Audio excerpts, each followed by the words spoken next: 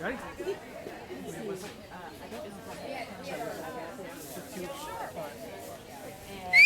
This one's the Patriot tree. We're gonna get started. Hallelujah. We'll have the readers come up here, please.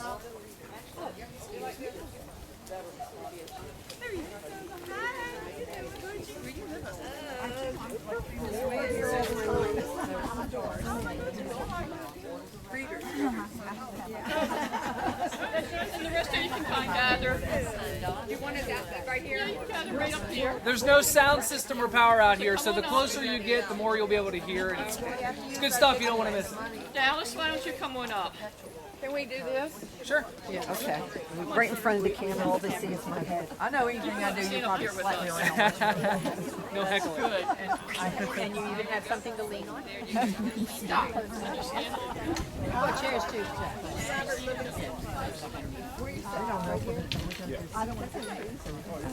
Oh, there's one of them right over there. Chair out of the back. Oh, okay. Oh, do we need to move? Well, I didn't want to get it. I was afraid. Thank you all for coming. He said, My name is Adam Emmerich. I'm a senior planner with Horry County. I want to welcome you all together today here. This is Vereen Gardens. A lot of you may not have been to the gardens before, so I'm hoping if this is your first travel here that you'll make sure you walk around and see all the great sights. This is one of the county's best parks, and it's one of the best secrets of the county too. So try not to make it a secret anymore. Tell all your friends and how awesome it is out here. It's one of the most beautiful places in the county. So thank you again for coming. This project is the Patriot Tree Project. For those of you not familiar with the Patriot Tree Project, we are pairing Civil War soldiers from Horry County with majestic live oak trees that are the symbol of Horry County. If you look at my shirt, it's a live oak tree. Brent Taylor, who's the director of Parks and Rec, has it on his shirt. It's on the county trailblazer. It is the symbol of the county.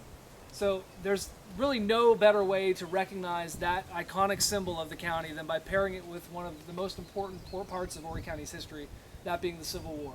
During the Civil War, there were only about 10,000 people here in the entire county, and at least 1/10 of that population was serving in the war.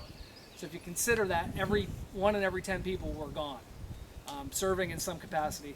And what we're recognizing today is that sacrifice that those people were willing to make to fight. And not any of the politics, just the sacrifice that they made. It's been 150 years since that Civil War happened, and honestly, it's one of the areas that we don't expand upon enough in the county. It was a very important period of time. Horry County played crucial roles in the Civil War and all the battles, all the major battles. We had gentlemen dying in Gettysburg and Antietam, and all the major battles, Horry County was represented. So this is an opportunity to pay tribute to those people that were willing to make the sacrifice and pay tribute to those trees. So we're naming trees today after soldiers that were from the Little River area. They were gathered from the Vereen Cemetery, which is on the entranceway here. If you didn't stop and see it, it's a beautiful little cemetery. Also, soldiers were buried in Little River Methodist Church, are represented here. And then we have one soldier that was killed in battle and didn't make it back, who's being represented here today as well. So you'll hear each of their stories in turn. I want to thank all of our partners to this project. We partnered with the Horry County Historical Society, the Garden Clubs of South Carolina, specifically this time at the Yopon Garden Club, and then of course the Horry County Board of Architectural Review, which is why I'm involved in this process. The Yopon Garden Club also has the very distinct honor of naming this project. We had a contest amongst all the garden clubs, and the Patriot Tree Project was selected, which was a submission from the Yopon Garden Club. So they earned special acclaim in everybody's hearts for naming this project. Can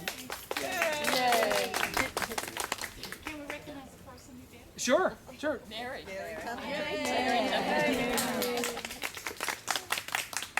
The stories that you're going to hear today are stories that will be lost if they're not told. And it's very important to start remembering this history before it's gone. Every day that goes on without a story being told is a day that could be the last time it's learned. So today you're going to hear some of those stories, and hopefully they'll be preserved for a long time. At each tree you'll see a sign like this. The sign names the project and then names the person that the tree is being honored. And this squiggly thing here in the middle is a QR code, which stands for Quick Response Code. If you have a smartphone or an iPad or an iPod or any of those things, you can scan this code and it will take you to a website which tells you all the history about that soldier, shows you a little video about the project, and you can see tree to tree where everybody is. So it's a really cool piece of technology that we're integrating with the project. And afterwards, we'd love for you to walk from tree to tree and scan those codes and learn a little bit more about each one. If you don't have the ability to scan these, if you go to the Horry County Historical Society's webpage, you can see all the same information by just going straight to their webpage and being able to share in the same details. It's only projects like these that preserve our heritage, and I'm going to turn it over now to the Yopon Garden Club. Jeanette Lyon is the president, is the most important person, and she's going to take over from now. Thank you, Jeanette. Good recovery. Well, we've been very, very interested in the Historic Trees Project. The Garden Clubs of South Carolina started a project, goes over a period of 2 years, in recognizing historic trees all over the state. And so all the garden clubs are involved. And we know that there are a lot of historic old trees that are, because of developers or nature or disease or inattentiveness or whatever, we may lose them. And some of these are just gorgeous. Most of them are live oaks, but it could be any tree of significance to the community. And so the Garden Club of South Carolina is taking on that project to identify these trees and recognize them and try and preserve them. So when Yopon Garden Club, heard about what was going on in Horry County, we said, wow, this is a great opportunity, as did all the other garden clubs in the Horry County area. And we've been involved here in Vereen Gardens for many years. Our current president, Phyllis, was on the board here for many years and wrote up the history of Vereen Gardens and had it published in the annals of the records here. And Belinda Roy, where's Belinda on the other side, she's head of our committee to tend to these gardens. So we come out and clean up and pick up the debris that falls from the trees and do raking and some plantings. We maintain a lot of the signs, the nature trail signs that you see. We maintain those and replace them when necessary. We have provided some of the swings and benches in here. So we're very active and have been for many, many years here in the garden. So we say, wow, what a great opportunity to recognize some of the trees here in Vereen Gardens. So the reason we're here today is to do just that. And we've picked out 11 trees, and they stretch from over on this side of the sea marsh down to that side. So Adam is going to kind of run from tree to tree as each person comes up, so the whole group doesn't have to move back and forth. There are 2 trees that have been selected there on the other side of the bridge. So if you walk down this path down here, and you cross over the walk bridge, the road will divide, the pathway will divide. There's one tree that will be, follow the pathway to the left, you'll find one tree. If you follow the pathway to the right, you'll find the other tree down there. So we can't see them here, but I invite you after it's all over to take a walk around and follow those. So I had mentioned Phyllis is our president. Phyllis Newman is our president, and she's done so much work to help all this come together this year. And also to Belinda Roy, who has worked so hard in maintaining and sustaining this a lot of the projects here. And I'd like to recognize Dallas Berry. Dallas is here with us, and she is the widow of C.B. Berry, who worked tirelessly for many years to obtain this property for the county and just was a noted historian throughout Horry County. We are very pleased that Dallas is part of our group and that she came here today and she created the beautiful flower arrangement that we have as a centerpiece today. So we thank Dallas for that. Thanks to Adam, who has arranged for a lot of these events, and we appreciate all the good work that he is doing, and also to the board of directors for Vereen Gardens. And I will turn it over now to Phyllis. And she's going to give you a history. I'm going to try to shorten this. This garden has quite a history here. In the late 1600s, the Vereen family came from France to escape religious persecution. They landed in Charleston. They went to Charleston. They were French Huguenots. They married into the Horry family, which is the very beginning of this county. And so the history here is from the beginning. Well, actually the beginning was the American Indians. They loved it here. They had shellfish to eat. plentiful wildlife, and then you know the white man came. But in the early 1700s, Jeremiah Vereen, who also fought in the Revolutionary War under General Francis Marion, he later acquired this property. He lived near Restaurant Row, and he entertained George Washington on his southern tour. And Adams worked real hard getting the part of that original highway that George Washington did, the southern tour, is at the front of the park. So before y'all leave, if you'd like to see that area in the park, it's just steeped in history. 1797, Jeremiah Vereen obtained 490 acres, which was part of this park. It remained in the Vereen family for 175 years. It was later divided into 11 shares. There was a family of Vereens with 11 kids. And Mr. Jackson Vereen owned one share, and he bought a couple of his siblings out, so he had 3 shares, 115 acres, which is Vereen Gardens today. One of his brothers owned a share over here, which is now Big Landing. And so Mr. Vereen was getting up in age. He had no children. He and his wife lived in Florida. They had a beautiful place on the Mandarin River near Jacksonville in Mandarin, Florida, and he grew citrus trees. And that was his great love when he was an older gentleman. And he started thinking about this piece of property, and he mentioned it to Mr. John Thompson, who had connections with the then Historical Society, which Mr. C.B. Berry, Dallas's husband, started. And there was a Dr. Frank Saunders on this committee, and Mr. Frank Burrs, and everybody knows the Burrs' name. They were 3 of the main ones that contacted Mr. Jackson Vereen about deeding this property to the Horry County Historic Preservation Commission. And so Mr. Saunders wrote a letter, Dr. Saunders, I think he was the secretary of this commission. And I have a letter here that Mr. Jackson Vereen wrote back to him. And I'll just quote one part of it. He says, Mr. Jackson Vereen said, "I am Dr. Saunders, I received your letter." And he says, "I'm quite elderly and don't want to get on the highway with the steering wheel in my hands. Little River is where I was born, and knowing that we don't take anything with us, and the only thing we can do is to leave something to be remembered by." He wanted to give this to the county. So Mr. C.B. Berry, and there's pictures in the newspaper, he went down to Florida. Mr. Jackson Vereen entertained him, gave him some fresh citrus right off the tree to eat, and the deed was executed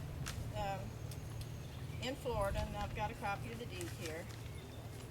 And I just want to read one little piece of the deed. He was really into history, Mr. Jackson Vereen, and he wanted this part of this park to be history.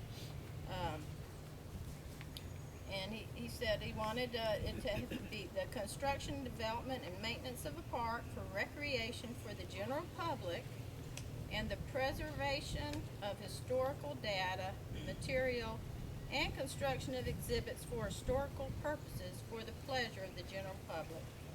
So he would have been very pleased if he was here today with the Patriot project. Okay, so that is a little bit of the history of how the park came to be. In 1971 is when the deed was executed. At that time, there was Venus flytraps here.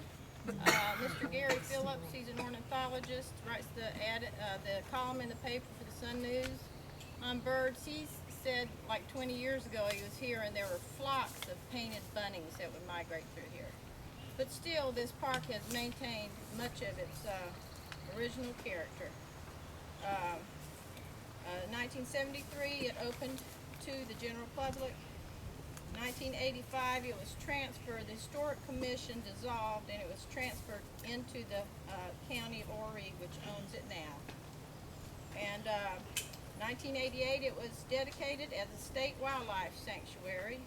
Governor Carroll Campbell came here for that ceremony, and Representative Dick Elliott, and I think Ann Elliott, his wife, he was very instrumental in getting that this park dedicated as a state wildlife sanctuary. So in 1999, the Breen Memorial Historical Gardens Committee became in existence. It's a 9-member board that oversees the park, and Linda Seisloff is on the board. Or do we have any other board members here? Linda, can you raise your hand? And it's a very active, very caring board. There were several men, most of them are deceased now, that also belong to the Lions Club, and they planted most of the azaleas here in the park and actually watered them by hand for years to get them established. As Jeanette was saying, the Yopon Garden Club has been very involved in the park for years, and our involvement goes back to the beginning. We have a memorial swing. We worked with the Eagle Scouts and built the first one before you get on the boardwalk, and it was dedicated to Eda Phil Earhart, and her uncle, Mr. Jackson Green was her uncle, and her daddy owned Big Landing.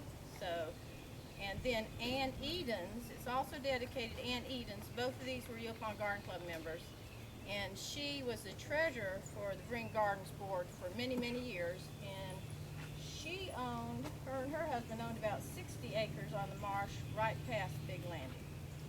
And anyway, the boardwalk here, Mr. Ray Skidmore was very instrumental in getting that built. I heard that he never missed a board meeting when he was on the county council, and he had to have really worked diligently to get that done, and that really opened the park up. The C.B. Berry Community Center in 2008 was built, and that's really has brought in so many people in the park. And Mr. Brent Taylor, I do want to recognize him because, where are you, Brent? When I got on the board, I'm not on the board now, but when I got on the board, it was kind of like a sleepy board. And things just kind of hadn't gotten done in a long, long time. But when Mr. Taylor assumed the position as head of Horry County Parks and Rec, things started happening. And he was just wonderful to work with, and if you had an idea and you went to him, it became a reality. This wedding platform, you know, the first wedding was Jerica Kissel's wedding on this platform. And anyway, Brent, he's a go-getter, and he worked so hard. And then Adam over here, our county's so blessed to have him. He was an attorney in Atlanta, and he came here and just fell in love with this the history in the county, and he's just done wonderful things here. And so I guess I've talked enough, and I could just go on and on, but I'm gonna thank y'all.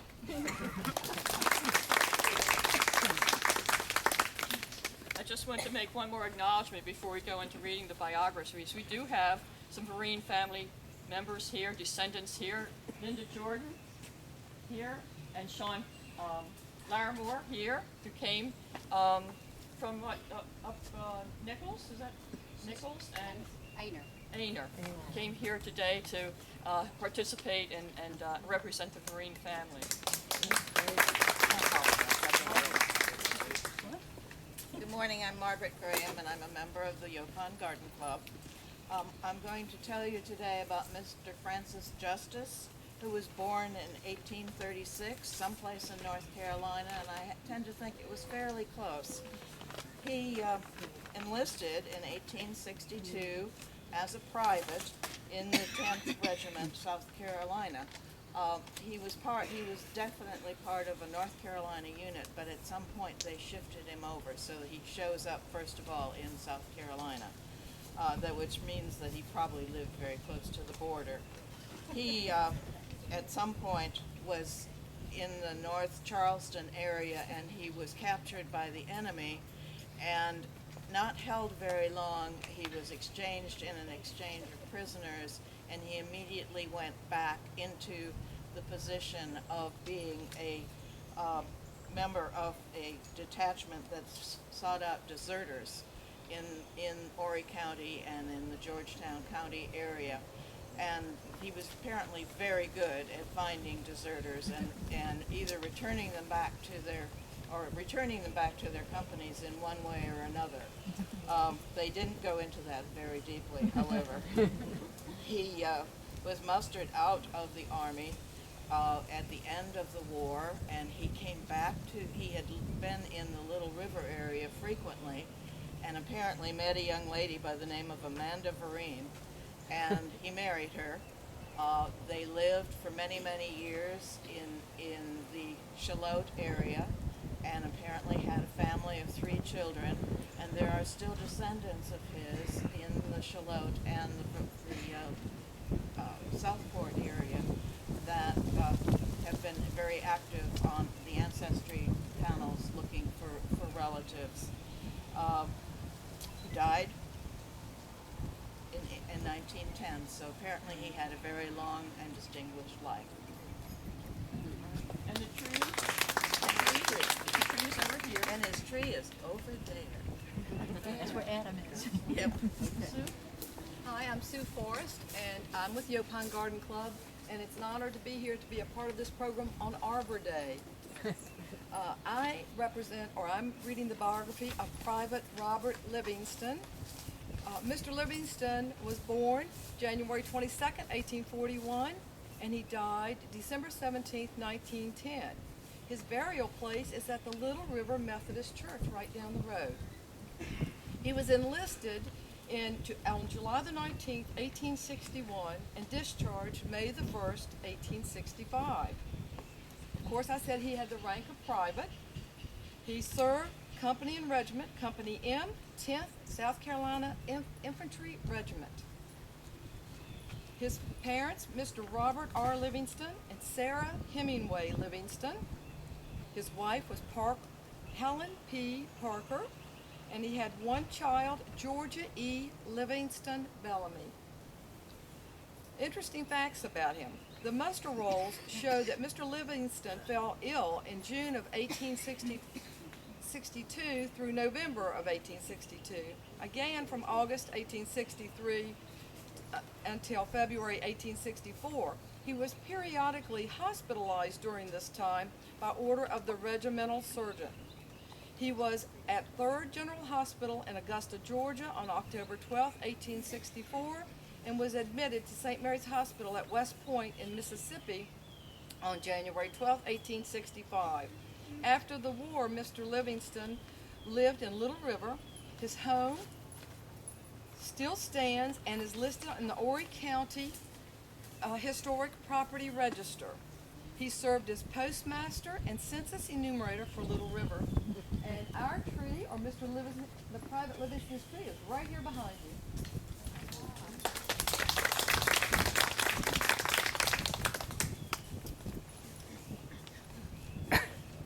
Hello, I'm Dorothy Bamback, and the gentleman that I'm going to tell you about is pictured in our program, William Matthews. William was born in Wales on August 10, 1818. His parents were John Matthews and Mary Snyder Matthews. He enlisted on July 19, 1861. He was 43 years old, and he was discharged only a month later, August 31st, 1861. He was a private, and he was in Company H, 10th South Carolina Infantry. He was married twice in his life. His first wife's name was Amelia Staniland, and his second wife's name was Martha Crepon. He was the father of 9 children during these 2 marriages. He is buried at Little River United Methodist Church, and he passed away at the age of 69 on July 31st, 1887. And his tree is over there.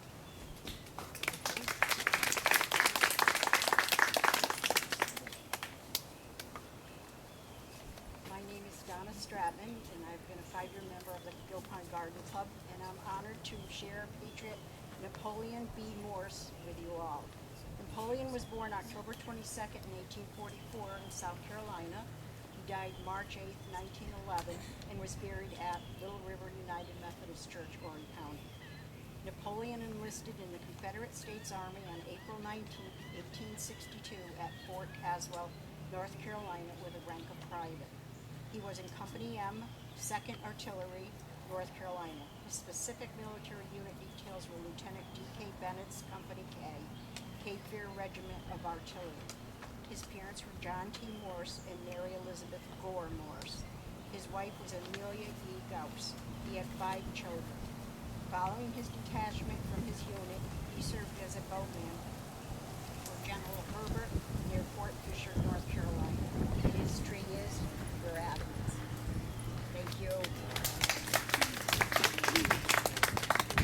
Good morning. My name is Mary Templeton, and I'm also a member of the Yopon Garden Club. It is an honor for me to present to you Mayhem Vereen. He was born in South Carolina on January the 18th, 1840, to Sarah Raven Stone Vereen and Jeremiah Vereen. During his lifetime, he married twice.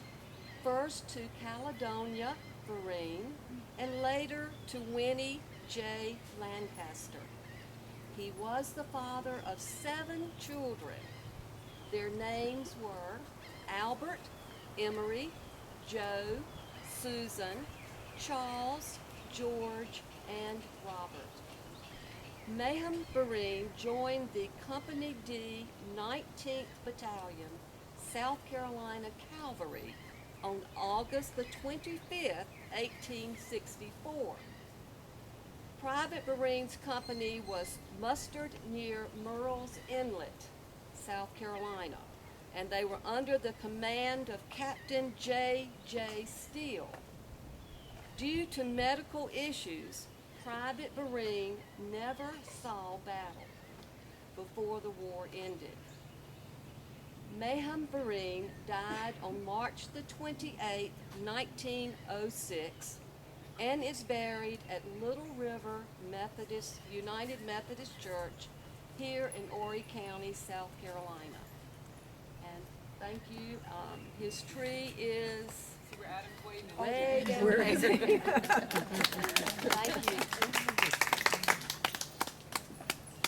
put my glasses on so I can see. I'm Ann Hughes from the Yopon Garden Club.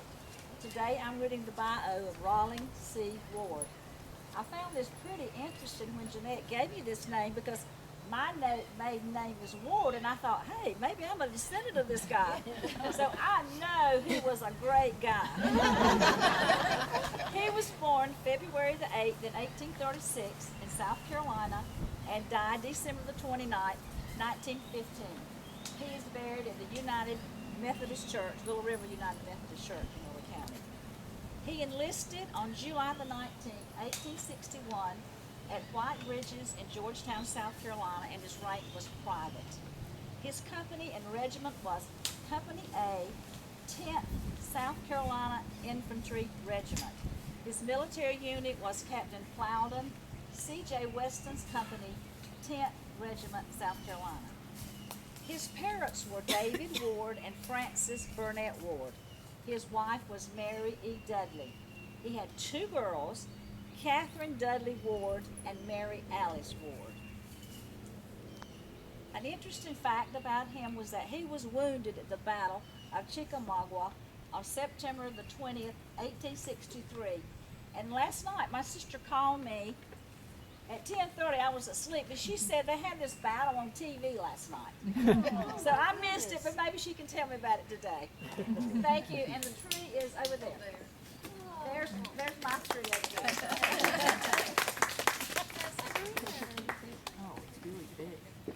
Hello, I'm Belinda Roy with the Yopon Garden Club, and I'm here to pay tribute to John Wesley Vereen. He was born September 25th, 1983. He was the son of Jeremiah Vereen and Sarah R. Stone. Together they had one daughter, Amanda Gore.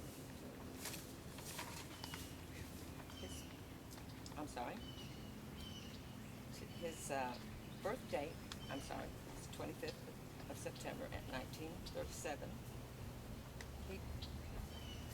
His regiment. He was in the company and regiment, Company 7, 7th Regiment in the South Carolina Infantry. The military detail of this regiment was they were known as the Bloody Seven.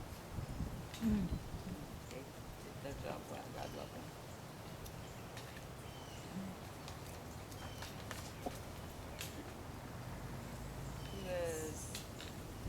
An interesting fact about John, he was,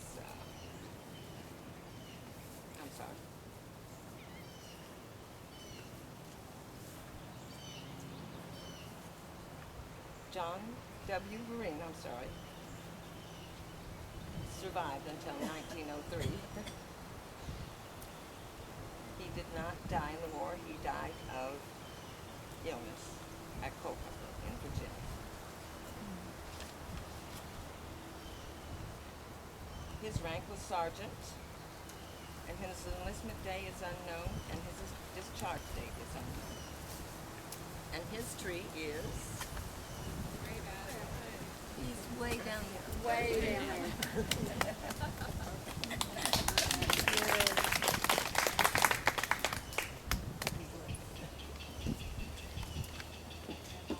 My name is Sean Page, and today I'm honoring Joseph DeWitt Green, which was my 2x great-grandfather. Joseph DeWitt was born on March 24th, 1845 in Horry County. He passed away on July the 1st, 1929 at the age of 84. He is buried at Vereen Cemetery in the Bear Bluff community in Horry County. He was the eldest son of Samuel Porter Vereen and Rebecca Wilson Vereen. He married Anne Rebecca Waller, and together they had 8 children. Their names were Charlotte, Samuel, Margaret Jane, Benjamin, Archibald, Thomas, Frosty Ann, and Susan Carolyn, which Susan Carolyn was my great-grandmother. Joseph enlisted in the Army in January 22nd, 1860, just before his 18th birthday, at Church Flats. He was in the 26th Company E Infantry Regiment. He was taken prisoner on March 29, 1865 at Hatcher's Ruin. He was taken to City Point, Virginia, and then he was released on June 21st, 1865 from Lookout Point, Maryland, which of course he had to walk all the way home. His rank was private. At the time of his death, he was a member of the Board of Honor in Horry County, and in the 1890s, he was chairman of the board of the State Dispensary for Horry County.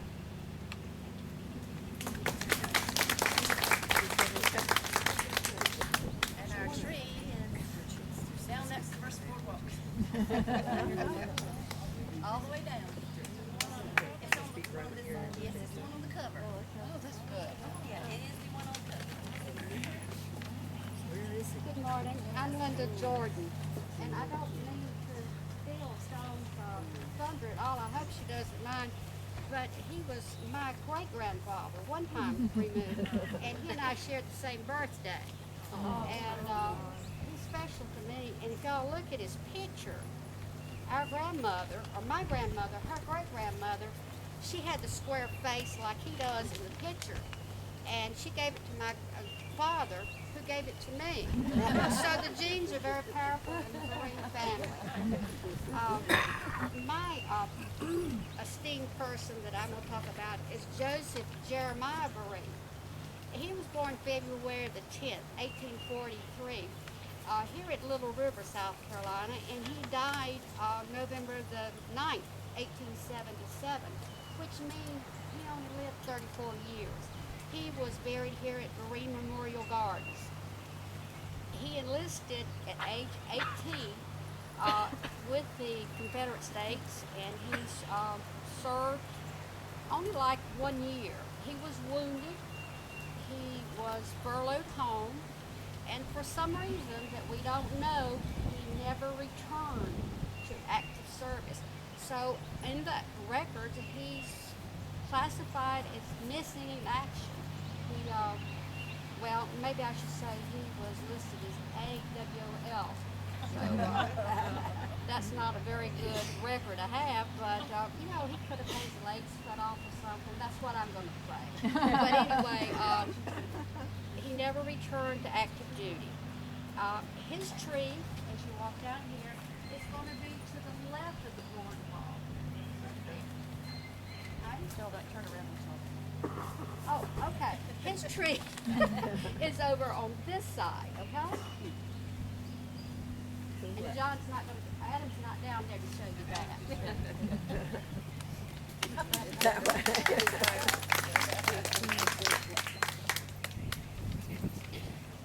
And I'm Jeanette Line with the Yopon Garden Club. I'm here to honor William Joseph Vereen, way down there. He was born 18th of November in 1840 in South Carolina and passed away August the 21st in 1912.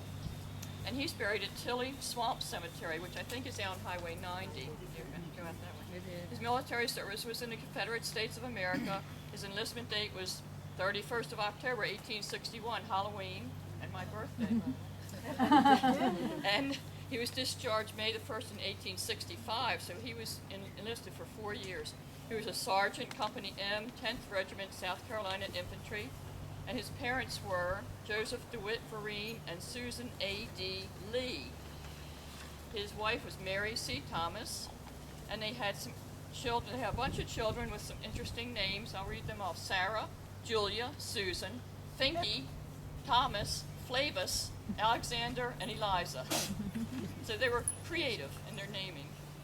He was listed as absent and wounded in the muster rolls in 1862, November 1862 to April 1863, and he was furloughed home from Lumpkins Hospital in Chattanooga, Tennessee until March the 5th.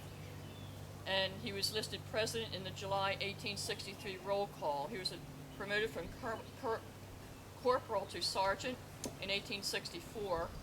And then later he was admitted to Way Hospital in 1865 in Meridian, Mississippi with a wound. So he really got around. And that's the story on Mr. William Joseph Vereen. And he's way down there. Okay. And I'm going to do the last one here. Oh, he's over there. Oh, okay. That's Mr. Pittman is over here. Samuel D. Pittman is way down. And he was born approximately 1831 in South Carolina and died approximately 1862 on the battlefield at Sharpsburg in Antietam, Maryland. And I've been to the battlefield at Antietam. It's between Frederick and Hagerstown, Maryland. And it is known as one of the bloodiest days in battle in American history. 23,000 soldiers were killed, wounded, or missing after 12 hours of savage combat on September the 17th, 1862. The Battle of Antietam ended the Confederate Army of Northern Virginia's first invasion into the North and led to Abraham Lincoln's issuance of the preliminary Emancipation Proclamation.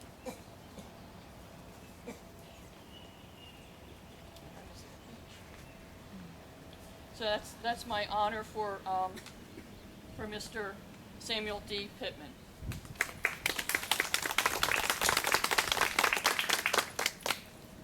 We were going to have Jamie Tompkins, who's with the Board of Architectural Review, do the closing, but he had a death in the family, so I'll be wrapping it up as well. I swear to you, I just wiped a spider off my head and a crab fell down. It was huge. Thank you again, everyone, for coming. There are lots of crabs here. If you walk out into the marsh, be careful with your toes. I wanted to just make you aware of some of the other things that are going on in this area and in the county with for historic preservation issues. The Kings Highway Restoration Project is right now underway, and it's at the entrance to the gardens here. I know Phyllis mentioned the Kings Highway ran right through here where George Washington traveled. As you leave the gardens, if you look to your right, you'll see split rail fencing up. That's marking the Kings Highway. The Kings Highway ran right in the middle of that. That road was opened in 1735 and provided a route from Boston to Charleston. So it's very historic, and you can walk on the same path that George Washington would have walked on. So make sure you see that before you leave. Also, we have created a legacy business recognition program where we're recognizing businesses that have been in existence for 50 years or more. And we have our first dedication of that for Ruse Mortuary in Conway next Wednesday at 1 o'clock. If you're in Conway and want to come by, you'll have refreshments and you can celebrate one of those long-standing businesses that have been here for ages, contributing to the economic heritage of the county. We'll have another one on May 7th at Palmetto Chevrolet, also at 1 o'clock in Conway. So if you're in Conway for either one of those, please do join us. And if you know of a business that's been here for a long time, let me know and we'll try to get them recognized as well. We're doing a lot of research into their history, much like we're doing for this project. So we want to share in all the history of all these different entities. Again, thank you all for coming. There are refreshments behind you. If I forgot to thank you individually, I sincerely apologize, and I hope they covered for me. And thank you all. The Yopon Garden Club, you've done a great job. Thank you all again. And thank you for coming, folks.